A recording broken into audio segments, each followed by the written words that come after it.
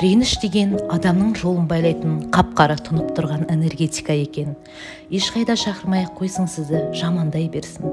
Жағдайыңызды білмей-ақ қойсын. Тіпті қарыз сұрағанда да бермей-ақ қойсын. Ренжімеңіз. Әркімнің өз еркі бар. Кімді шақырғысы келеді, қайда барғысы келеді, кіммен араласқысы келеді. Әркім өзі біледі. Ешкімді қинап керек емес. Өкпелегіш адамнан достары да қашады, жақындары да алыстай бастайды. Сәтсіздіктер де көбейе береді. Не істесеңіз де жолыңыз жабыла береді. Тіпті сіздікі дұрыс болса да ойнап күліп жарқырап жүре беріңіз. Сонда бәрі сізбен араласқысы келеді. Қиналсаңыз көмектескісі келеді. Ешқашан жалғыздықты сезінбейтін боласыз. Бұл өмірде ешкім саған қас емес, ешкім саған дос емес. Бәрі әшейін оқытушы, үйретуші. Сондықтан бәрі өзімізге байланысты. Өмірдің заңы ешкімді ренжітпе, ешкімге де ренжіме. Сонда сенің жолың болады деген атам қазақ.